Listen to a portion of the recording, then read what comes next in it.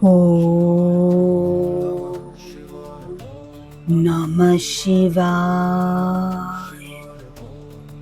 ॐ नमः शिवाय।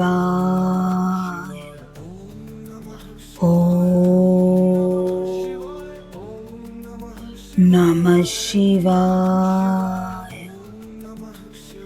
রাধে রাধে। নমস্কার বন্ধুরা, আশা করি সকলে ভালো আছেন আমাদের পরম প্রিয় সখা শ্রীকৃষ্ণের আশীর্বাদে।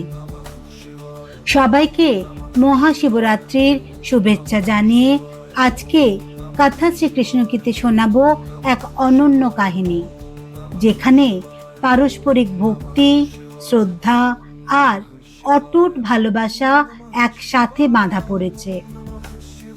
ফাল্গুন মাসের কৃষ্ণপক্ষের চতুর্দশী তিথিকেই মহাশিবরাত্রি বলা হয়। শাস্ত্র অনুযায়ী এই রাতেই কৈলাসপতি ভগবান শিব ও দেবী পার্বতীর বিবাহ সম্পন্ন হয়। কিন্তু প্রশ্ন ওঠে, এই শিবময় রাত্রিতে শ্রীকৃষ্ণ কোথায়? অনেকেই মনে করেন শিবরাত্রি শুধু শিবেরই উৎসব, কিন্তু পুরাণ অনুযায়ী শ্রীকৃষ্ণ স্বয়ং মহাদেব শিবের ভক্ত ছিলেন। মহাদেব শিব ছিলেন শ্রীকৃষ্ণের আরাধ্য। মহাশিবরাত্রি শুধু উপবাস বা জাগরণের দিন নয়, এই রাত অহংকার ত্যাগের, অন্ধকার থেকে আলোর পথে এগিয়ে যাওয়ার এবং অন্তর মনের শুদ্ধির প্রতীক। এইখানেই শ্রীকৃষ্ণের উপস্থিতি অনুভূত হয়। ভগবদ গীতায় শ্রীকৃষ্ণ বলেন, যে ভক্ত যে দেবতাকে আন্তরিক ভক্তিতে পূজা করে, আমি তার সেই বিশ্বাসকে আরো দৃঢ় করে দিই। এর অর্থ হলো, ভক্তি কখনোই বিভাজন চায় না। যিনি মহাদেব শিবকে ভালোবাসেন, তিনিও শ্রীকৃষ্ণের কাছেই পৌঁছান। কারণ সত্য একটাই, শুধু তার রূপ আলাদা আলাদা। আজও বৃন্দাবনের গোপীশ্বর মহাদেব মন্দিরের মহাশিবরাত্রি গভীর ভক্তির সঙ্গে পালন করা হয়।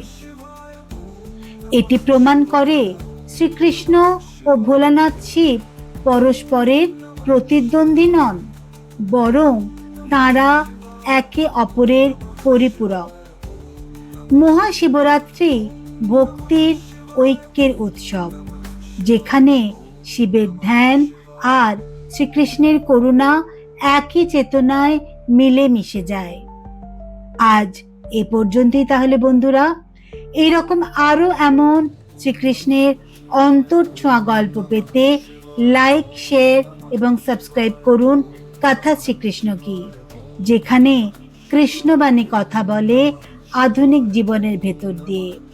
और अगर आप ऐसी ही श्री कृष्ण स्टोरी हिंदी में सुनना पसंद करते हैं तो प्लीज स्टे कनेक्टेड विद लीला राधे कृष्ण की यूट्यूब चैनल।